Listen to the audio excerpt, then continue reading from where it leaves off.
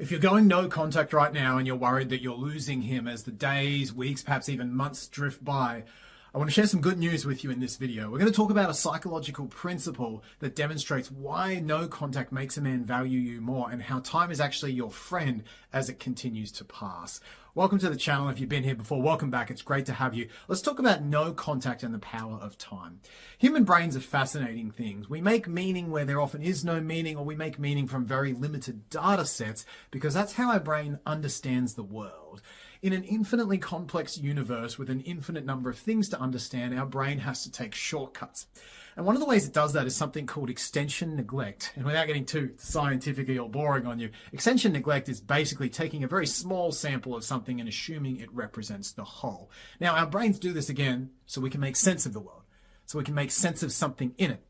A simple example would be, I've run into 5 terrible guys on Bumble, therefore all guys on Bumble are bad. It's not necessarily true, but it feels true enough to our brain, and it certainly simplifies the problem in a way that's very appealing to our lazy psychology. So how does this apply to no contact? Well, as we go underneath extension neglect, there's a type of extension neglect called the peak end rule. And this rule is your friend if you're doing no contact, if you want to get a guy back, if you want a man to respect you, if you want him to think positively about you, or if you just want him to miss you and have those emotions of missing you build up to the point where you get the text or the phone call or him saying, you know what, I think I made a mistake. Let's work on this relationship again.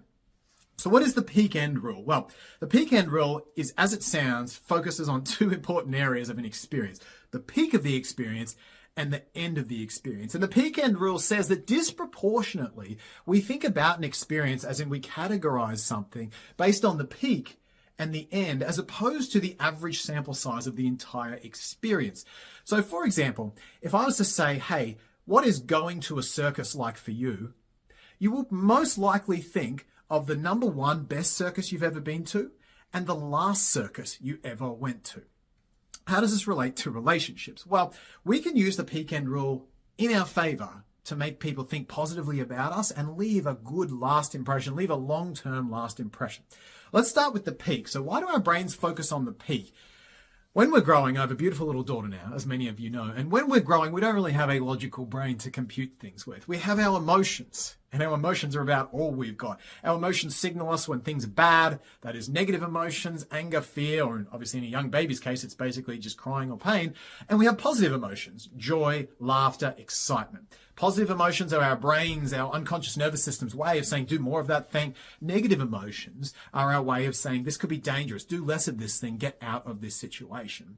So emotions make things memorable, and the greater the emotion, the more our unconscious stores that. This is particularly true for negative emotions because we need to remember negative experiences. However, there is a caveat here, which is often the negative emotions are stored unconsciously, which means our body remembers it, but we don't necessarily consciously remember it. I don't want to take the video off on a tangent here because we're talking about the peak in this case. So the peak experience is the peak of the emotional experience, this case in the positive.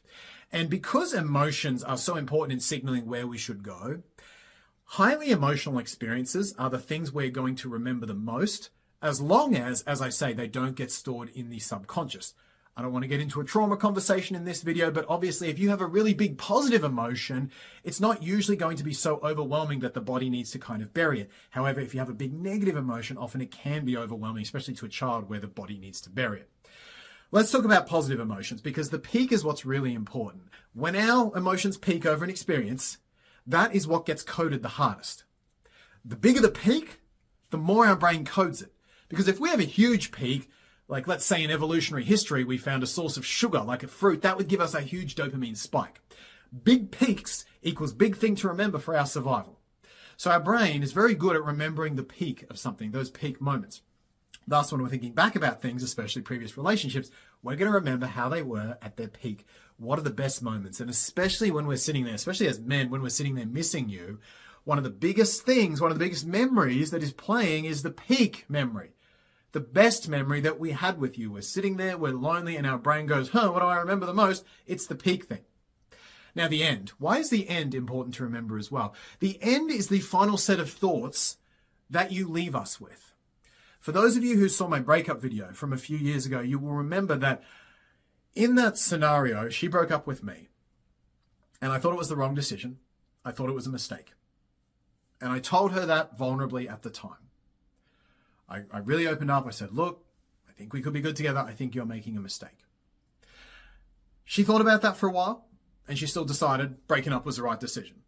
It was very tough at the time. It's always tough vulnerably opening yourself up and then having that rejected, taken back, shoved back in your face. However, at that point, I said, all right, I just got to go process my feelings now, and I'm just going to leave that. I'm going to leave that sort of courageous last impression that I made on her and just see. Maybe she'll come back. Maybe she won't. I'm disattaching from the outcome, but I'm kind of hoping, and part of me was definitely hoping that she did. Now, interestingly, she did. It was too late at that point. That ship had sailed. I was well on my way to being with another woman. However, it stands true that the last impression was what drove her back. And it drove her back in a pretty significant way. I'll see if I can grab the link to the other video so you can see that story. But she was not apologetic or not holding back about wanting me back in that instance. And it was a case of, that was 7 months, by the way. It's a case of the end. The last way we think about someone is incredibly impressionable on our brains. Because it's the last memory, it's the one we replay over and over again. And I see a lot of women make this mistake where they leave a good last impression, but then they're so worried they get forgotten that they follow it up and they follow it up and they follow it up. And it's kind of like eating a really good birthday cake, but then you eat like 5 more cakes that are kind of similar, okay, afterwards. It's like you don't remember the end of that. You don't remember that last cake because it kind of gets blurred with all the other cakes you've eaten. You go eat another 10 cakes. It's like, well, I remember it being good, but, and it gets blurred in there. The last impression you leave, then going no contact, is the best thing that you can possibly do to give a guy maximum motivation to think of you positively, respect you, miss you, and come back. Don't ruin your last impression by trying to make another last impression, or seeing if he heard your last impression, or just sending more things that are not as powerful as the thing you just sent. Make a last impression that would make you want to date you. Make a last impression where you respect yourself. Make a last impression where you hold yourself high. Make a last impression where you're open and vulnerable. I can't tell you how many women come to me and their last impression was anger or resentment. And they say, well, I cussed him out. How do I get him back now? I'm like, well, that's really not the last impression you want to leave him with. That's the big part of what he's thinking about, is that last impression. Leave a last impression that would make him want to be with you. Often this means taking down the walls, leading with vulnerability. Often it means really opening your heart as a last impression. And this is really hard to do because when you're getting rejected, when the relationship is coming to an end, the last thing you want to do is get more vulnerable. It only makes things more painful. All you want to do at that point is shut down, protect yourself, maybe, go on the offense as a good defense. But the best last impression, plus no contact, the effect it has on our brain, even if the relationship never comes back together, and often it will, but even if it doesn't, the way he's going to think about you for the rest of his life is something you will be very, very proud of. And while you may never be in the room to actually hear him say that, I guarantee if you leave a good last impression, 10 years from now, he is sitting there thinking, I think I let a good one go there. That was, I don't know about that decision. She was awesome. She was one of the ones that got away. I guarantee if you can have the discipline to leave that amazing last impression and then not text after that and not blur it out with arguments or blur it out with more like, did you see my text or follow-ups or whatever it is. If you leave that last impression, you can't always guarantee that he will come back. It will give him a lot of motivation. That you can't guarantee, but it will give you the ability to just be high value in his mind for pretty much the rest of your life. So the peak end rule, it's the idea that in psychology, we remember things by the peak of the experience because that's where our brain had the most or spotted the most survival value in an experience, and the end. Those two things have an extension neglect that gives them the disproportionate view of you.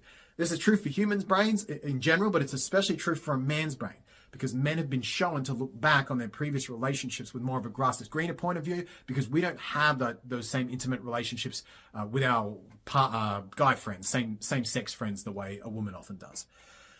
So this works even better on a man. Men disproportionately, during no contact, think of you by the peak of the experience and the end of the experience. And if you want a man to miss you, think of you positively and make sure that you give him the maximum chance to miss you, to come back, to be knocking on your door saying, I made a huge mistake, I want you back. If you want those things to happen, follow the peak end rule in psychology and appreciate the power of space and time. If you want a one-on-one call, go ahead and book one via the link in the description. Otherwise, leave a comment with your thoughts, hit the big red subscribe button with the little bell, and I'll see you in the next video very soon.